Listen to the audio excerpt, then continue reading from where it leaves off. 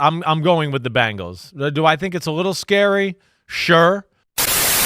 But if they have to go, I know they want to go 2-0 in the next week, but if they have to go 1-1, it is way better for them to beat Baltimore and lose to the Texans than the other way around. The Cincinnati Bengals embarrassingly lose to the Houston Texans in a fashion that we haven't seen in a long time. We haven't seen this type of loss since last year. If you don't remember, these are the weird games that we just give up. We just give up these weird games out of nowhere.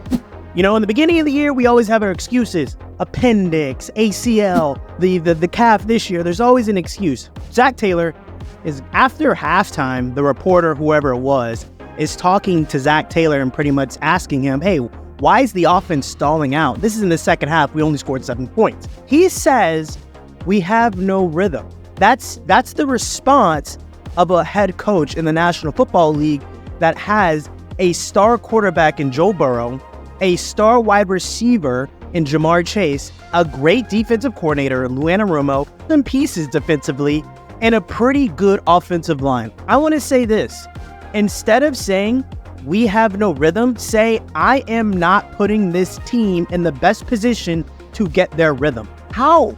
How is it that CJ Stroud and DeMeco Ryans and Noah Brown, oh my gosh, we'll get into that later. How do they have rhythm? How can they just have rhythm when we have, quote unquote, supposedly the better defense and quote unquote the better offense? How does that happen? Genuinely, I'm just so confused.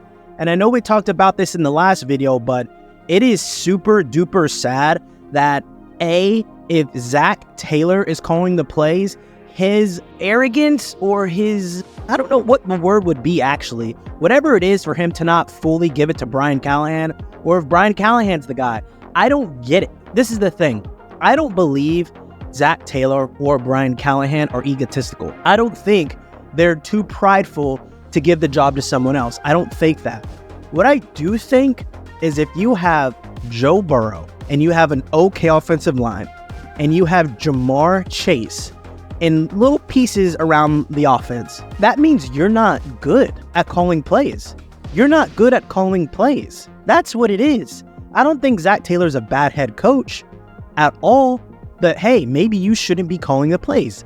I don't think Brian Callahan's a terrible offensive coordinator at all. But hey, you need to maybe take more control. I know Zac calls the plays, but they do this weird thing, I think, where they pass it off, or it's like a conjoinment of some sort. I don't get it. I don't know. It's very, very frustrating. It doesn't make any sense that Joe Burrow is still always having to pass within the pocket.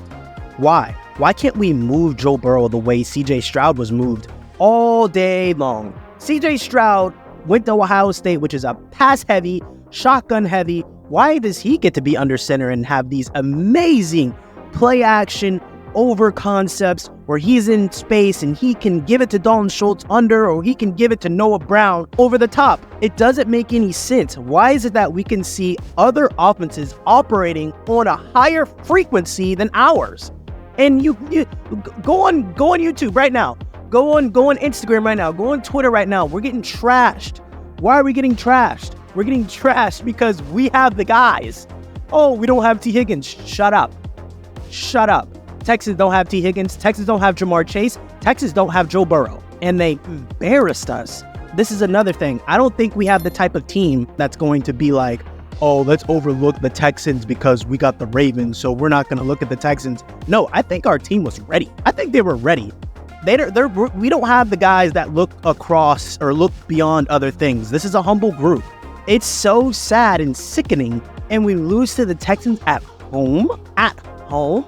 I'm not even saying the Texans are bad at all. Them covering the 6 points, I'm cool with that. But beating us, winning in embarrassing fashion. Devin Singletary.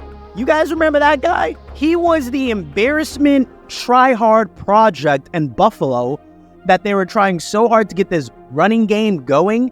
He was one of the pieces. The Texans had their first 100 rushing yard game against the Cincinnati Bengals, and that was their first rushing game of 100 yards in 17 games.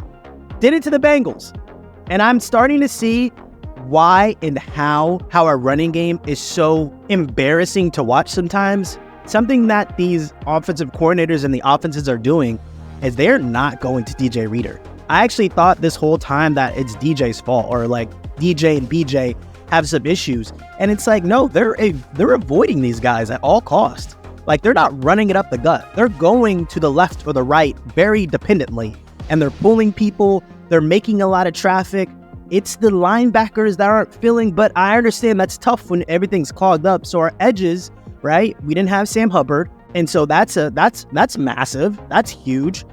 And so we don't have our edges set consistently. And we don't have eye discipline, Joseph Asai.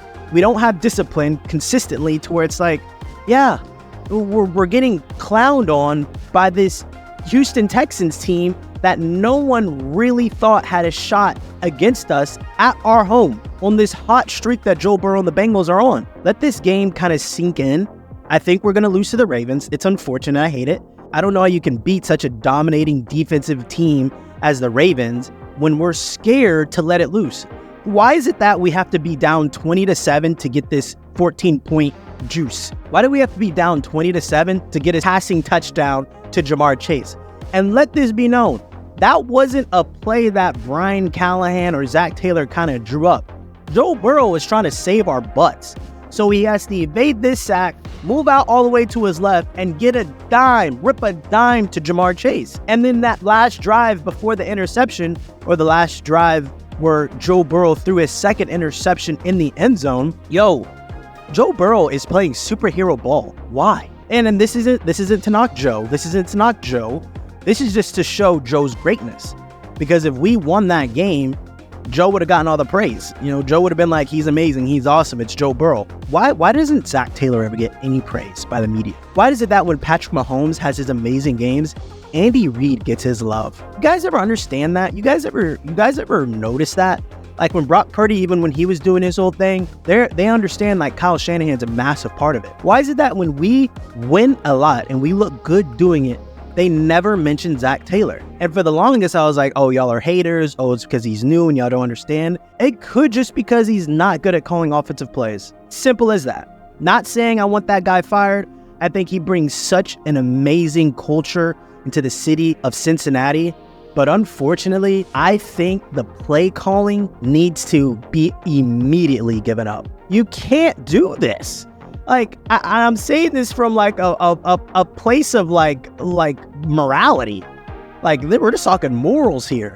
You can't have Joe Burrow, Jamarr Chase, Joe Mixon, and a good enough offensive line, a stout defense that gave you the ball multiple times off of turnovers. The defense gave us the ball 2 times off of weird fumbles. That was fate saying, hey, go win this game, guys. And Zac Taylor not being capable of creating a rhythm. Create the rhythm then, Zac. It's all on you. It's not like we're dropping balls. It's not like we're not blocking super well. It's not like the team is hurting ourselves that much. There were so many weird calls in this game. Just weird, right?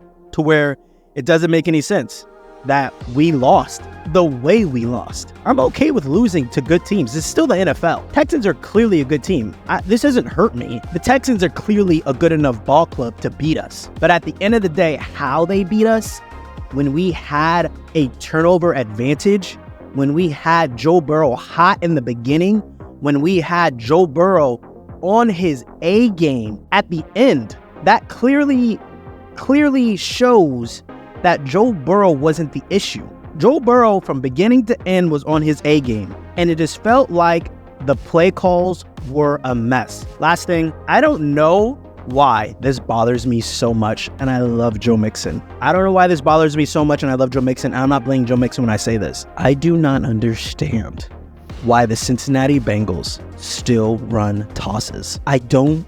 This might be a small thing that only I'm picking up on, or maybe there's some faithful Bengals fans that understand where I'm coming from. We have got to stop thinking that we can run toss plays on 4th and 1 or 3rd and 1 or 3rd and 2. I'm telling you guys, I think the last time we actually did it successfully was that amazing game against the Tennessee Titans last year. But yeah, guys, this is weird, and I don't know what's going to happen.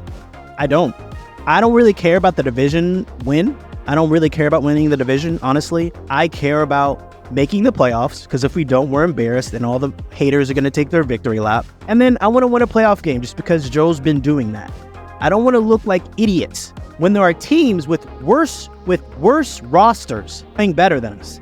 What's going to happen with the Steelers? What's going to happen with the Ravens? What's going to happen with the Browns? These are rosters that I believe we have better than players. Maybe except for the Ravens. But even then, man, it's not far off. It's just a weird point in the season right now. We have lost 4 games. So yeah, just a disappointing 30-27 loss. It's tough. It sucks. Tyler Boyd dropped the pass. I get it. Don't forget to like, comment, and subscribe.